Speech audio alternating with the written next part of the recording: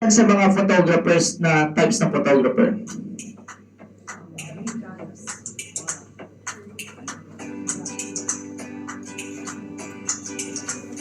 So, fashion photographer, yan ang ginagawa ng fashion o concert photographer, ganyan po. Street photographer, yan. Wedding photographers. So, ilang camera yung nakalagay dito sa kanya. Minsan, tatlo pa yan, ha? Oh, sumot lang. Meron tayong tinatawag na film camera, photographer. Paparazzi, syempre. Alam mo yung paparazzi?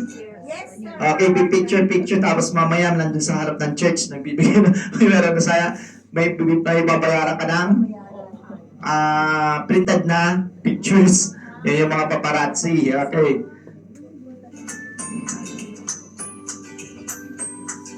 Ayan, birds photographer. Marami pa nakakita ng birds photographer dito? Oh, yes. Sa mga park. Pagtanda ko, alam ko na kaya. Yung gagawin ko. Sa birds photography, malaki rin ang kitaan dyan. Malaki rin. Nagsasubmit sila ng mga pictures. Kung mabibili yung pictures nila, magagamit yung pictures na yun. Kaya yung mga ginagawa ng mga matatanda dito, walang ginagawa lang. Nagpo-photoshoot picture, pero nagsasubmit sila sa mga Adobe stocks. Kumikita na sila doon. Yan ang ginagawa. Yung iba, habis lang talaga. Gusto lang nila. Yung iba, nakikipag-competition. Yan ang mga habis ng mga matatanda na. Makikita niyo, lalaki. Ako rin, tatanda rin ako. Alam ko na sa sarili ko. Yun na yung magiging picture ko. Okay. Now we have here the kids photographer.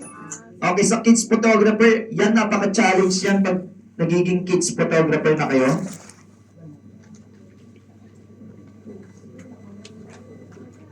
Ating pasok muna kayo sa loob.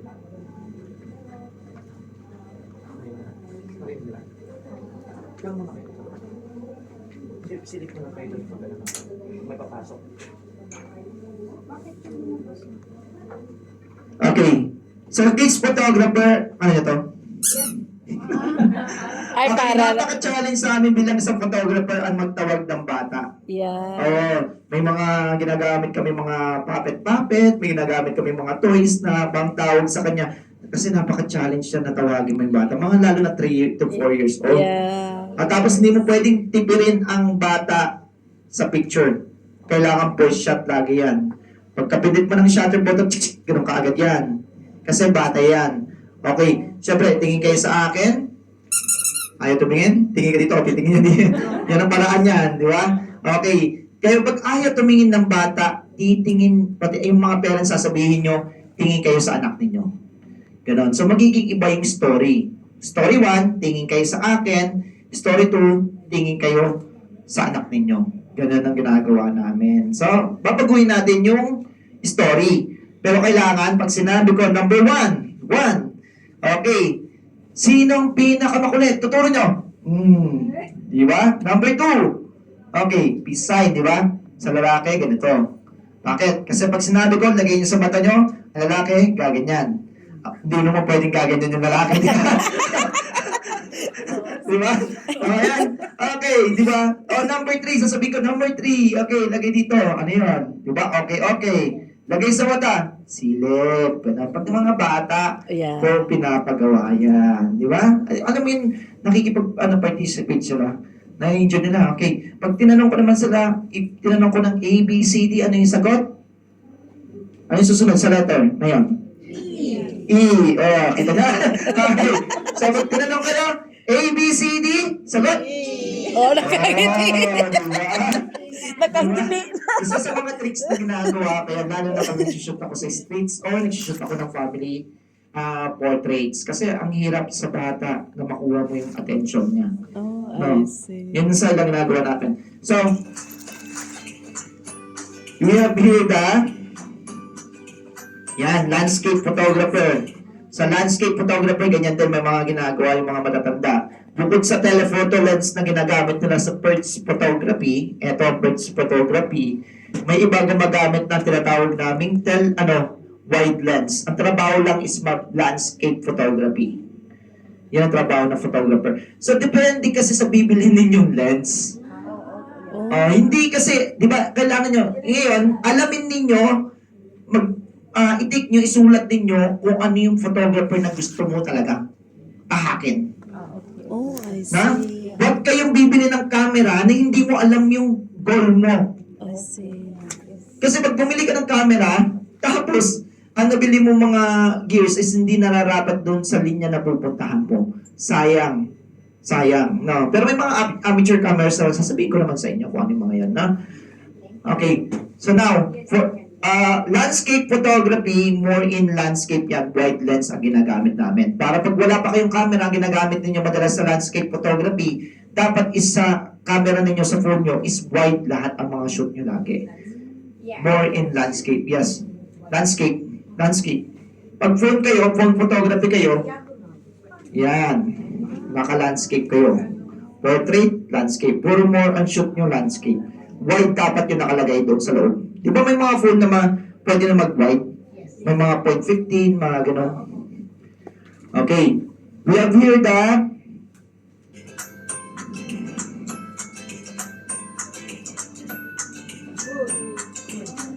okay, food photography. Madalas sa restaurant yung food photographer. Malaki rin ang charge sa kanila yon. Okay, we have here the macro photographer. Ang macro photographer, ginagamit yan yung mga ants, insects, kinukuha yung mga bulaklak na maliliit. Okay, ang macro, naka-zoom talaga yon. Super zoom yung na gagamitin mo na lens.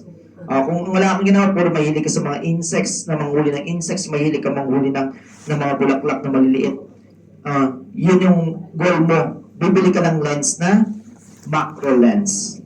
No macro lens. Or sing-sing. Ginagamit namin ng macro para sa mga ring shots. Pag photographer ka ng wedding, kailangan mo na maraming lens. Bakit? Depende yan sa babagayan mo. Gagamitin mo. Na kaya pansin nyo, tatlong may telephoto lens, may macro siya, may wide lens siya. Para pag ginamit niya, shoot siya dito. Telephoto lens niya, nag-85mm siya. Pak. Kuha uli ng millimeter na 35mm, wide yun. Gagamit siya ng telephoto lens na 7200, yung mahaba. Yun ang trabaho ng wedding photographer. So, iba-iba. Minsan may assistant, halimbawa, nakikita niyo to na, itong tawag namin dito is intercom. So, pag nag-uusap kami, dito na lang. Dito na lang. No? Kasi ang goal namin dito, paano kung nasa bride na, nandito na sa entourage na, lalakad, napasok, tapos may biglang tumawid sa harapan. Nagpo-photoshoot ka, pipicture mo, tapos biglang, andun din, nakaharang sa pintuan, ay alimbawa, ano na yung bride, yung isang student ko, papasok na yan.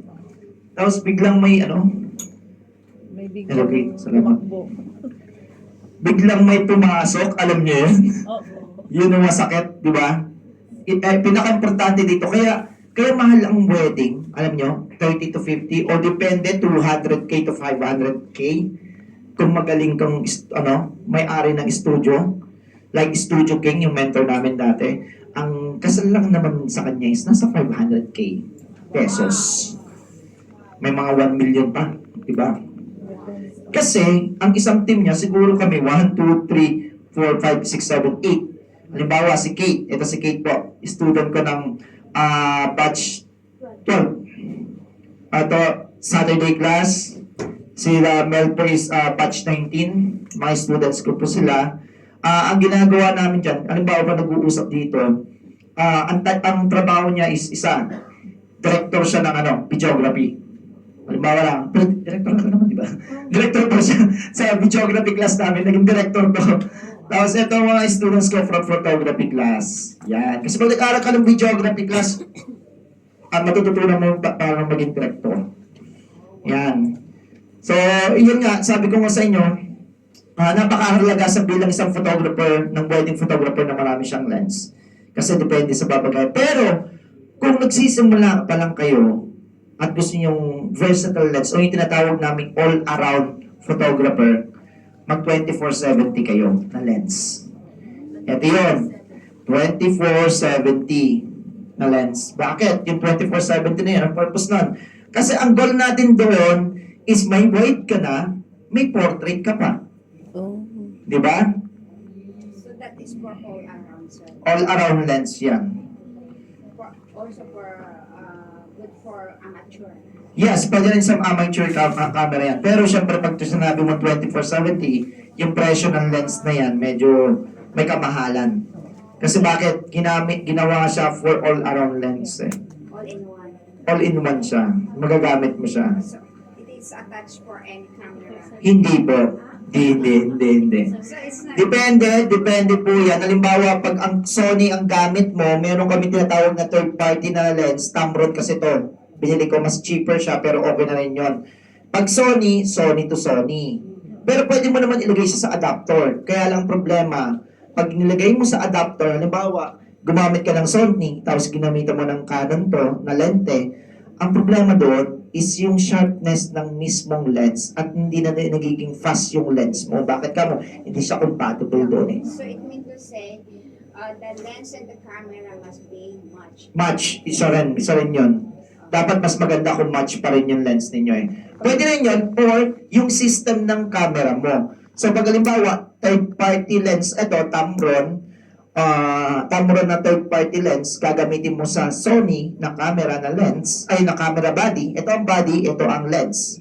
No, gusto mong gamitin yung third party like Tamron. No. Pag Tamron ng lens mo, tatanungin mo kung pang Sony din ba yung system na yan. Baka mamaya, naka-Sony ka, bibili ka ng Tamron mo, tapos nabili mo pala Canon. Tapos ikakabit mo dito, hindi mo magamit. Bakit? Ibang system kasi ng lens na yon. So bago kayo bibili ng lens ninyo, dapat alam ninyo kung anong tawag ito?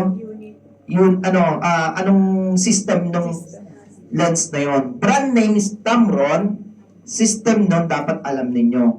Kung pang Sony, pang pang Canon, pang Fuji. May mga students ako na hindi may iwasan yan noon. Yung bago pa, batch 1 to batch 3 noon, bumili na sila ng camera. Excited sila. Pagdating dito, yung nabili nilang camera, gusto daw niya maging wedding photographer. Ang problema, yung lens na nabili niya, hindi naaayon doon. Ang nabili niya na lens is 14mm na lens, 10 to 12 na lens. Alam mo yung wide, pang landscape photography. So, ang shoot mo yun, baka mamaya pag ginamit mo sa portrait yun, pag patayo, for example, ito, wide lens yung ginamit mo, pinicturean ko siya, wide lens, 40mm, baka humaba yung mukha niya. Pag nilapit ko kay ma'am, itong lens ko na to, nilapit ko yung 15mm, baka lumapad yung mukha ni ma'am. Oh. Baka mag-distort yung mukha ni ma'am na hindi na normal. Oo. Depende kasi yan sa focal length ng lente mo. Depende sa focal length ng lens. Now, kapit ko nga to. Buti na lang, nandyan si Kate. Pasalamat tayo kay Kate. Meron na sila. Meron siyang nakuha doon. Nakabit lang natin to.